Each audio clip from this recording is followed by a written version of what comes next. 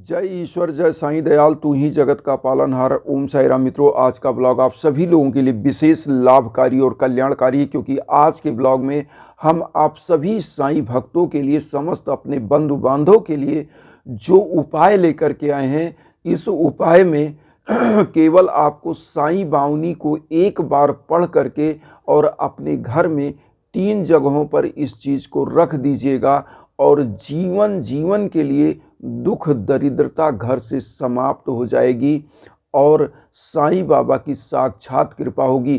क्योंकि आज के इस भौतिकतावादी युग में बहुत सारे हमारे साईं परिवार हैं जो बहुत ज़्यादा मेहनत करते हैं। वो मेहनत करते हुए, एफर्ट करते हुए, लेकिन उसका परिणाम क्या होता है? जीरो होता है, सिफर हो जाता है। होता क्या है कि उनको जब तक ये पता चलता है कि हमारे घर में क्या कमी है, हमारे मेहनत में क्या कमी है, हमारे जो मेहनत कर रहे हैं उसमें या घर में कौन सी ग्रह बाधा है जिससे हमारा मेहनत सफल नहीं हो पा रहा है, धन आगमन का स्रोत नहीं बन पा रहा है, हर जगह घाटा लग रहा है, असफलता लग रही है, ये समझते समझते पूरा जीवन निकल जाता है। और एक चीज़ और आपको हम बताना चाहते हैं अपने सभी साईं भक्तों को, परिवारों को, कि जहाँ पर धन की कमी होती है वहाँ सबसे बड़ा कमी क्या होता है कि उन परिवारों में हर चीज़ की वंचना महसूस होती है। कारण है कि आज के भौतिकतावादी युग में अगर आप गरीबों, दीन दुखियों की भी सेवा करना चाहते हैं, धर्म कर्म यज्ञ याजन करना चाहते हैं, तो भी पैसे का ही आपको आवश्यकता होता है, धन की आवश्यकता होती है। कारण है कि आज के इस भौतिकतावादी युग में कोई चीज़ आपको फ्री नहीं है। जो फ्री है वो केवल साईं बाबा की कृपा और आशीर्वाद, और ईश्वर का जहाँ पर आशीर्वाद होता है वहाँ पर सब कुछ संभव हो जाता है। इसलिए आप सभी साईं भक्तों को सबसे पहले तो ये जान लेना चाहिए कि जब भी आप बहुत ज़्यादा प्रयास कर रहे हैं, बहुत ज़्यादा एफर्ट कर रहे हैं और सफलताएं नहीं मिलती हैं, नगण्य हो जाती हैं, तो आपको करना क्या चाहिए? ईश्वर के शरण में जाना चाहिए। ईश्वर के माध्यम से आपको अपने कार्य को संपन्न करना चाहिए, कर्म को करना चाहिए।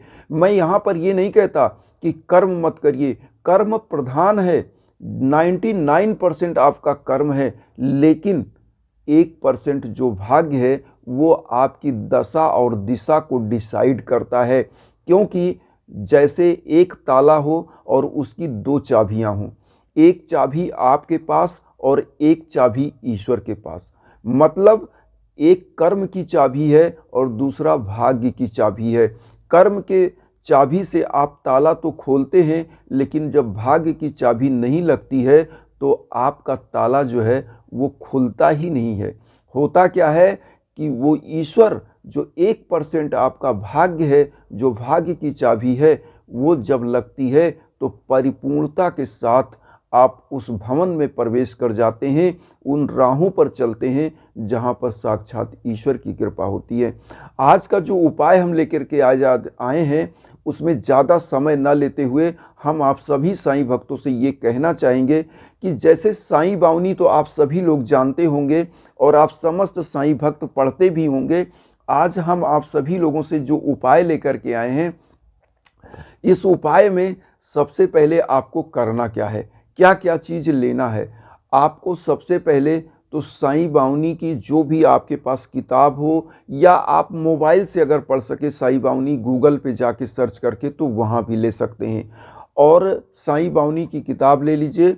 उसके बाद आपको लेना क्या है, आपको एक घी का दीपक लेना है, और उसके बाद आपको गुड़हल का फूल, लाल वाला गुड़हल का फूल आपको मार्केट में मिल जाएगा, जिसको हिबिस्कस कहते हैं इंग्लिश में। इस गुड़हल के फूल को आप ले लीजिएगा, और उसके बाद 3 रुपये आप ले लीजिएगा। 3 रुपये गुड़हल के फूल के साथ 3 रुपये भी आपको साईं बाबा के श्री चरणों में अर्पित करना है।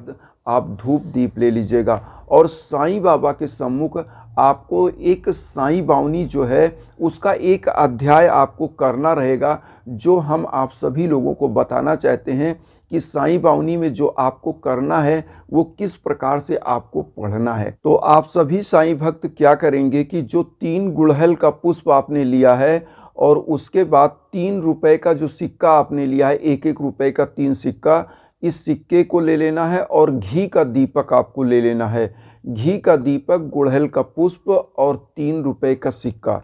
अब यहाँ पर आपको करना क्या है, आपको जो है घी का दीपक पहले प्रज्वलित कर लेना है और प्रज्वलित करने के बाद आपको साईं बावनी का जो है वाचन करना है और एक बार केवल साईं बावनी आपको पूरी पढ़नी है। और उसके पहले आपको घी का दीपक जब प्रज्वलित कर देंगे, बाद में आप अपनी मनोकामनाएं कहते हुए क्या करेंगे, जो आपने गुड़हल का पुष्प लिया है वो श्री साईं बाबा के श्री चरणों में अर्पित करिएगा और 1-1 रुपए का सिक्का। अब इसके बाद मैं आपको बताऊंगा भी कि कैसे सिक्के को और गुड़हल के पुष्प को कहाँ रखना है, जिससे आपकी दुख दरिद्रता मिटे और घर में लक्ष्मी का आगमन हो। तो सबसे पहले हम आप लोगों को बताना चाहते हैं साईं बावनी आपको पढ़ना कैसे है और किस प्रकार से, क्योंकि बहुत सारे साईं भक्त जो नए हैं, जो लोग नहीं जानते साईं बावनी है क्या। तो साईं बावनी आप गूगल पे भी सर्च कर सकते हैं, वहाँ मिल सकती है, आपके पास किताब हो उससे भी पढ़ सकते हैं। तो साईं बावनी का जो वाचन करना है वो कैसे करना है वो हम आपको बता रहे हैं। जैसे साईं बावनी है कि घी का दीपक आपने प्रज्वलित कर लिया, अब आप साईं बाबा के श्री चरणों में उनका ध्यान करते हुए बैठ जाइए और साईं बावनी आप पढ़िए।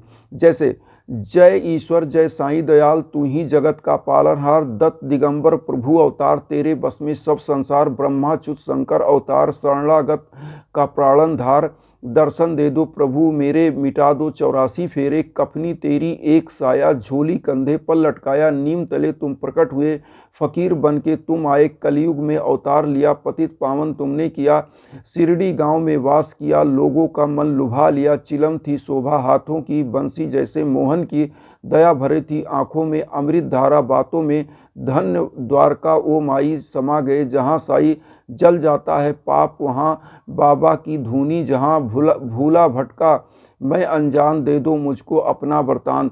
तो इस प्रकार से साईं बाबा की जो बावनी है, ये साईं बावनी आपको पढ़ने के बाद आपको साईं बाबा के सम्मुख जो आपने अपना 3 गुड़हल का पुष्प और वो सिक्का अर्पित करिएगा अपनी मनोकामनाएं कहते हुए।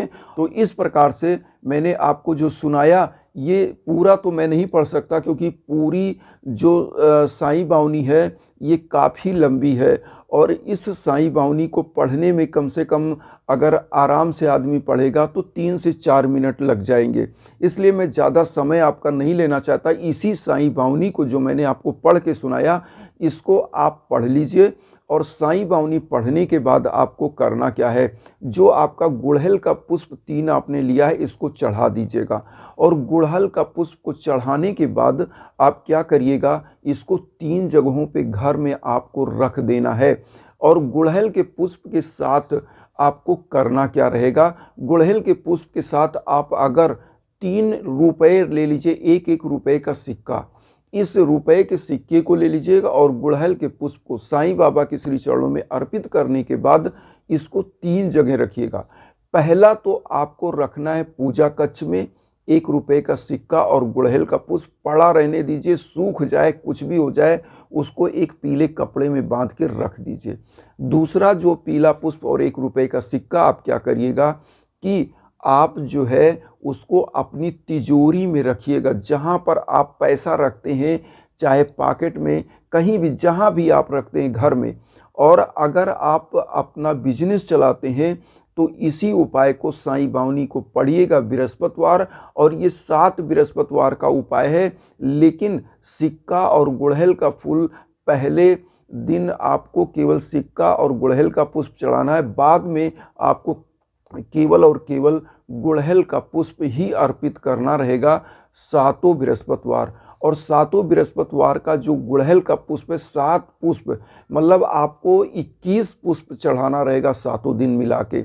और इस 21 पुष्प को आप 3 भागों में डिवाइड कर लीजिएगा, 7 × 3, तो 7 गुड़हल का फूल 3 जगह बन जाएगा। इसको पीले कपड़े में 1 रुपए का उस सिक्का आप 7वें दिन तिजोरी में, पूजा स्थान पर, और उसके बाद आप इसको 1 रुपए और 1 जो आपका सिक्का होगा, दुकान अगर आप चलाते हैं तो दुकान के गेट पे, घर में आप ये उपाय कर रहे हैं अपने घर के लिए तो घर के मेन दरवाजे पर बांध दीजिएगा। और जो आप घी का दीपक जलाते हैं सातों बृहस्पतिवार आप अपने घर के कोने कोने में दिखा दीजिएगा। मेरा दावा है आपसे कि दुख दरिद्रता हमेशा हमेशा के लिए, जन्मों के लिए समाप्त हो जाएगा और साईं बाबा की कृपा आपके पूरे परिवार पर साक्षात होगी। तो इस उपाय को जरूर करिएगा, निश्चित आप सफल होंगे और आपका जीवन सुखमय और शांतिपूर्ण होगा। और जो वसुधैव कुटुंबकम की हम भावना लाते हैं उसमें आप सभी लोगों का बहुत ही आशीर्वाद की आवश्यकता है। आप लोग अपना आशीर्वाद चैनल को दीजिएगा सब्सक्राइब करके, और उसके बाद आप उन साई भक्तों तक वीडियो को जरूर शेयर करिए जो किन्हीं कारणों से कष्ट में, दुख में। इसी के साथ ओम साई राम।